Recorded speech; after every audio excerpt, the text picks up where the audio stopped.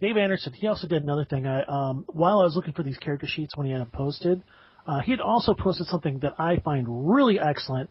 It's called the Star Wars D6 Quick Reference Guide. It's a 25-page reference of the rules in PDF format, and it is really nice. The only downside of it is that the margins are very, very small on the edges. And when you print it off and try and print in like a 3-hole punch or something like that, you're going to lose some. But just for an electronic thing to revert to, whether you have it on your tablet or your computer or your laptop, it's great. So I would encourage people to take a look at that. That's what I'm talking about right there. Let's see. And then we've got David Amberson. There are two different Davids here on Facebook, and one is Anderson and one is Amberson. It's really confusing, guys, so let's be careful. He posted some really great optional rule lightsaber dueling. I got a chance to look at that. Did you? Yeah, as a matter of fact. I actually thought that was kind of cool. It makes me think of how the differences between the different duels of lightsaber duels in the movies. I mean, you know, you've got how Luke and Vader fought, and then you've got how Obi-Wan and Qui-Gon and even Anakin fought in the prequels. It's obviously different. You know, you've got different technologies and filming and different choreography, but this is how it appears to me. Well, I would definitely encourage people to take a look at that. And you're going to go ahead and post that to the blog page, right? Oh, yeah, of course. At the table game. At thetablegames.com/shooting Womp Rats. Womp Rats, not Swamp Rats. Yeah. That'll wrap up the news. Moving on to the Tatooine homestead. We've got Dawn's Post. Yeah, I have a couple, just one or two. Rhino Adventure 6 and 7 are up. Last week's Adventure Seed Monday was to eliminate an enemy unit. The terrain was swamp. And the complication was local creatures are hostile, and the opposition are an Imperial Special Missions platoon. So that had a lot of legs in it, I think. This week's Adventure Seed was the characters anyway, had to infiltrate an Imperial garrison. Arctic conditions are going to be of something in here, and the opposition is going to be Imperial naval troopers, so do with that what you will.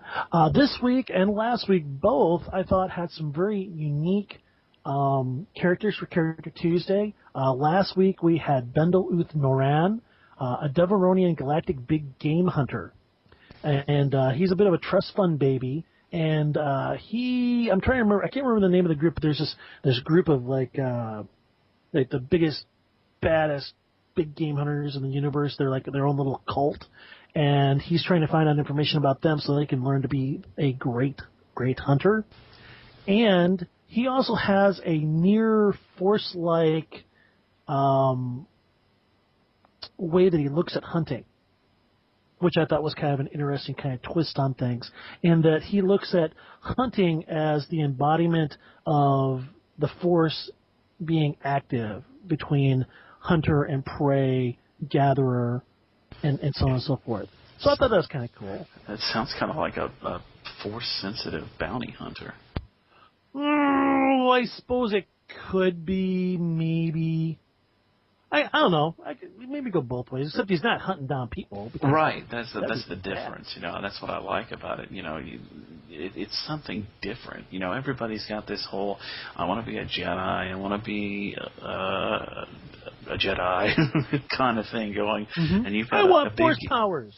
You've got a big game hunter in there. I like that. Mm-hmm. And I think the other one was Umden Dat, who is a Ithorian galactic archaeologist. That's what it was. And he's kind of unique in that, again, the concept I had for him was that he's very, very good with archaeology, and that he has this near compulsive obsession to seek out the truth, and that's what he's looking at with history. He wants to find out the truth behind why things happened a certain way. But because he has that outlook, he has trouble socially sometimes navigating the halls of power. In that he's not very political. In that he'll quickly tell someone that they're right or wrong, or share his opinion, or something along those lines. And what's happened is this has allowed him to gather as many friends as he has enemies. And so that was kind of an interesting idea. I kind of like that one. So do I. It's just something different out there, and that's what we need. Mm-hmm. That was kind of like what I was thinking. I mean, it doesn't always have to be a tramp freighter captain. It doesn't always have to be a Wookiee first mate. I mean, it can be different stuff. And that's kind of what the Character Tuesday has been, is just sort of an avenue to create some unique but playable characters that people may, have fun with. I tell you what, last week's Rumor Wednesday was a number of corporations have banded together to take over another larger corporation. There was an interesting thing that someone had posted about that, said that the Emperor was actually behind it, that he was trying to cause instability in the markets and stuff. I thought that was a pretty cool idea. Definitely. This week, the Rumor Wednesday, number 14, was the Utaween Nalsutta Nebula has been swallowing up ships lately. Just a mystery. Now, Planet of the Week. Last week I misposted Nesia. So I didn't post number 12 Bandio, though we talked about it in the podcast. So I went ahead and posted Bandio. If everybody remembers, that would be the asteroid settlement, which was run by a monarchy. This week, Planet Thursday, number 14, Crate, which is an agricultural planet on the edge of the Outer Rim, ruled by small clans. That one was released this week. And Daniel, your characters of the week, sir. Well, let's see. The first one was Lobot, the cyborg-enhanced human administrator of Cloud City. A thing that I really like about these characters of the week is the fact that when I go and do my research on them, I end up learning so much more about them. Lobot started off as a petty criminal as a child, and when he was caught, he was put before the actual administrator of Orlando Calrissian, and Lobot willingly chose to be enhanced to avoid prison. And he never says anything. He does not speak any audible words. I hadn't thought of that. Did you happen to read the old Marvel Comics single story that had him in it? I'd read the mentions of it. See, I never got a chance to read those comic books. Oh, you need to do that. That sounds like a plan. And then the one for this week is Nien Nunb. For those of you familiar with the movies, naturally you'll know that Nien Nunb was the Celestin who co-piloted the Falcon during the Battle of Endor. Yeah, walk. That guy. His history was interesting, too. He started as a freighter captain. He was so good at what he did, he started snatching up contracts from Sorosu, the corporation that pretty much owns his planet. Right. This started to attract the anger of Sorosu, who then brought the power of the Empire down on him. He started smuggling. Unfortunately, this resulted in a head-to-head clash with the Empire that pretty much left him without a ship, and almost got him and a bunch of his friends killed. That's more than I knew about. Yeah. I'm going to go back there and read that then, because that sounds like some cool stuff. I love what I learn about these guys. Well, then, I mean, that kind of reminds me, I got a soft spot. Yeah, I have a soft spot for Celestins anyway. You've seen the character that I had out there, Meep the Celestin? Yeah, I love Meep. And besides which, I just think that's a great name for a Celestin. Meep! Meep. Yeah. All right, well, I think that's all we have for the releases for the week. Let's see what we got. All you can eat Ronto buffet.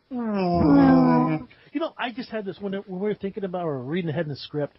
You know what I was thinking of when I was thinking about that buffet? I was thinking about how nasty would bantha cheese be. Probably just about as bad as Gamorrean sausage. Oh, ew. You can go so many ways with that. Ew. Mommy, I feel unclean. Anyway, Yeah. I know. David Anderson, Facebook, had a question for you, Daniel. Yeah, good show. Listen in the car. Cue for next time. How do you handle modified equipment, vehicles, or ships? The mishap tables in Galaxy Guide 6, Strap Raiders, I don't like much, and I think they predate the second revised and expanded core book. I usually kind of just make up something for Once in a Wild Die, varying in severity and adventure conditions. It all depends upon the situation. In my case, I'm ruthless. I will make something bad happen to the players.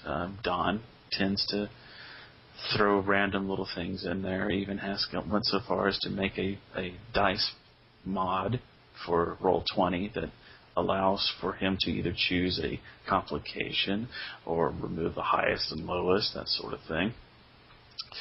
Also, if the operator beats the modification difficulty by 10 or plus, we label it as equivalent to not having been modified as far as mishaps go. But we occasionally have stock machines bust too. No, stupid wild die. Garcall from the Rancor Pit asks, say the PC's asked to scan the opponents before hostilities begin to see which are the most threatening or baddest. What type of roll do you make to see if they figure that out? Do you even have a roll? I tell you, I've looked at this one a couple of different times, and I've actually seen it used in different game systems, not specifically D6. My opinion is no. I wouldn't. As a game master, I wouldn't allow it.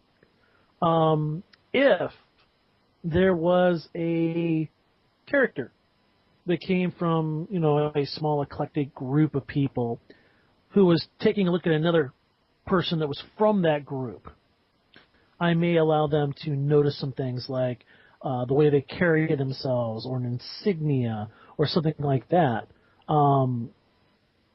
The idea of making a roll just to see how truly badass someone is, I don't think it's really in. I don't see it. I mean, you can go off and take a look at a person, make a perception roll, or maybe even a knowledge roll to get some information, like, for example, how big and muscular they are, or perhaps take into account they move fluidly.